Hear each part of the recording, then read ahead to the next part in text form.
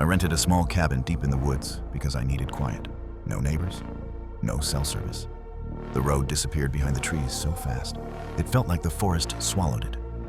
By the time I finished unloading my bags, the place already felt cut off, like the rest of the world had moved on. The cabin was old but clean. One bedroom, a fireplace, a single window facing the woods. The owner left a handwritten note on the table saying to keep the fire going at night because the cold settles fast after dark. That first night, the silence was heavy. Not peaceful, just empty. No insects, no wind, just the faint crackle of the fire and my own breathing. Sometime after midnight, I heard footsteps outside. Slow, careful, too controlled to be an animal. Then came a knock at the door.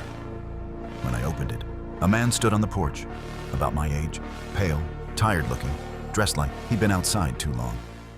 He said his car had broken down on the road and asked if he could warm up for a few minutes.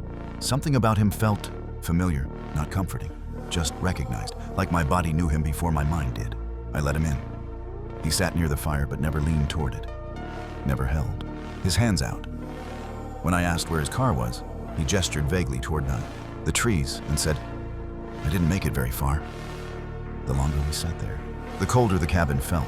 The fire dimmed no matter how much wood I added. And when I looked toward the window, I realized I couldn't see his reflection in the glass. Before I could ask about it, he stood up and thanked me, said he'd find his way.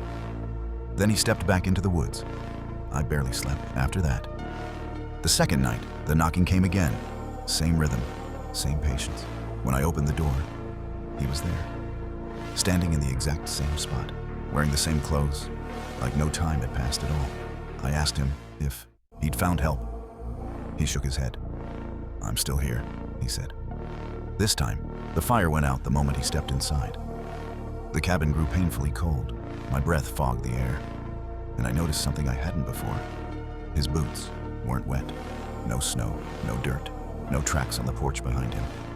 He looked around the cabin slowly, like he was remembering it. "They don't like being empty," he said quietly. "Places like this." When he turned to leave, I followed him to the door and watched as he stepped into the darkness. The woods didn't move, no sound, no footsteps, just stillness. The next morning, I packed up early and told the cabin owner everything. She didn't interrupt. When I finished, she asked one question.